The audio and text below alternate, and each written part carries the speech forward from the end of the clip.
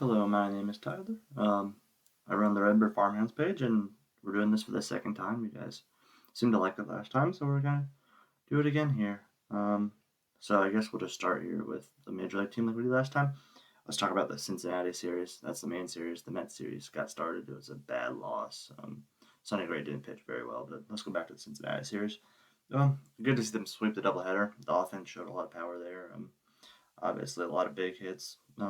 Got to Chase Petty, who's a pretty good prospect there in the second game. So I was kind of surprised, the struggles with rookies, it seems, for the Cardinals really didn't apply to Chase Petty. They got on him and drove him out of the game pretty early there, giving up, what was it, 9 runs, something like that.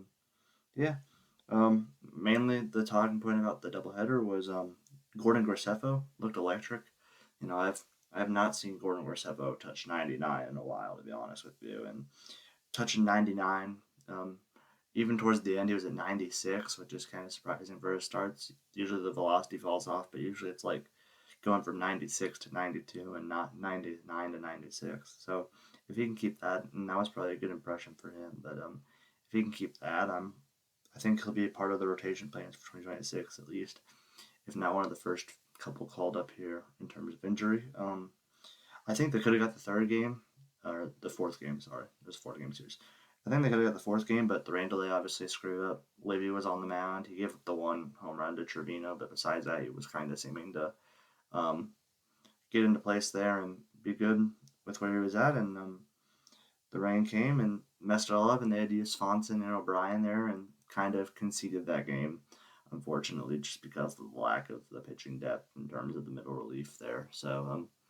But I think they would have had a decent chance. They kind of got the runoff habit there and kind of seeming to hit him better towards the middle, third, and fourth inning before the rain came. And then they obviously put in Ashcraft there, and Ashcraft has looked electric out of the bullpen for Cincinnati. So I wasn't surprised to see them not get any hits off of him. Um, yeah, so that's unfortunate. I think they could have definitely got 3 out of 4 there, but Rain had different plans.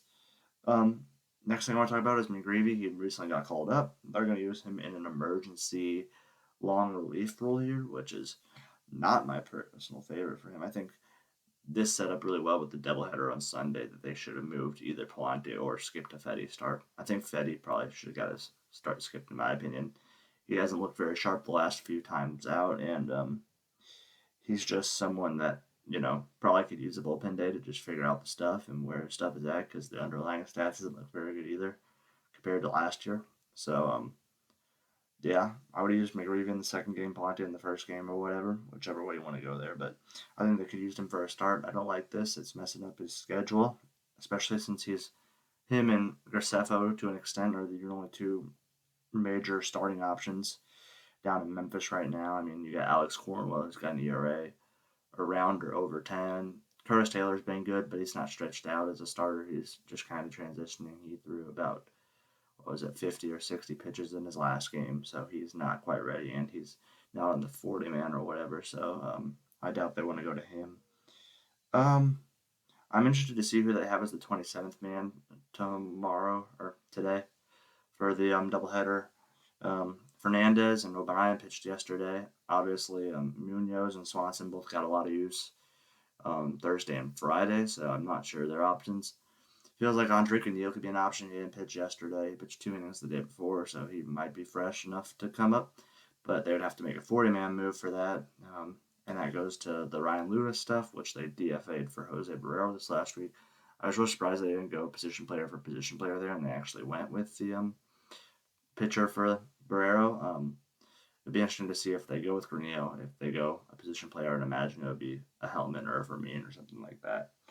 Um, Now let's get to the fun part of this, which is the minor league system, which is what I mainly focus on. It's been a rough week. A lot of injuries. Brian Holiday, Cardinals third round pick from 2024, went on the full season IL with an undisclosed injury, along with Jacob Odell and Alec Willis, both going on the IL, the 7-day IL. And this harks back to something that's been really rough for the system. This system's not in a very good place right now in terms of the pitching depth. Obviously, you have Matthews and Robertson and Hence all on the IL there. But now you're adding Odell and Willis, who are two both young, promising pitching prospects. I mean, Odell in the draft league, I think it was up to like 90 miles an hour. Willis gets an insane extension. So it's not only the top guys that are getting injured, but there's also quite a few under the radar guys who could have broke out this year that are getting injured, which is unfortunate. They also put Jacob Butchberger, the third baseman for Springfield, kind of a depth player, on the full season IL. That sucks for him because I like Jacob Butchberger. I think he's a solid minor league option, and to see him go on the IL kind of sucks. Some good news: Chen Wei Lin, the Taiwanese right-hander, pitching up to 100 miles an hour. He is getting ready to start rehab in Palm Beach. That's good to hear. At least that's not a full season thing for him or a longer thing for him. And they put Zach Showalter on the development list, and I think that a lot has to do with probably mechanics and being inconsistent as mechanics, which has not helped him so far with his starting in Peoria. So yeah, that's the rundown of the injuries and kind of who's been placed on the development list and all that stuff. It's been a rough week, rough time for the system here. I'm interested to see where they go from here in terms of who's starting, who's relieving, and stuff like that. Um, some other notes from the minor league system: Drew Rom made his first start since 2023, or his first pitching appearance actually since 2023. Two scoreless innings with four strikeouts down in Palm Beach. Looked really sharp. It's Drew Rom, so it's the velocity's not jumping off the page. It's 90, 91 mainly. But he showed good. It's another left-handed option in what is going to be a weak Memphis left-handed option, and even in the major leagues is a weak left-handed side for the Cardinals there on the pitching side. So good to see Drew Rom getting back. DrewRom.com, pretty fun there. Jeremy Rivas hit his fourth home run. I just want to mention that. You guys know based on my following of my Twitter that I'm a big Jeremy Rivas fan. He hits his fourth home run. That's a new high for him in a season. He leads Springfield in RBIs and home runs. Memphis walked it off again yesterday, on Saturday. Brody Moore pitched two scoreless innings. He's their shortstop.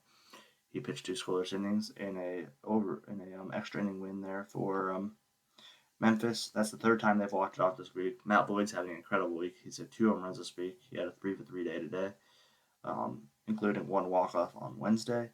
Ivan Herrera's looked really good. 5 for 11 in his rehab stint with a double and a home run. So I'd expect him to probably catch 9 innings or 7 innings or something today. And then I think it's a safe assumption that, say, he'll be back for that Pittsburgh series during the week, either on the Monday or maybe the Tuesday. That's all for today. Hope you guys enjoyed, and we'll see you in the next one.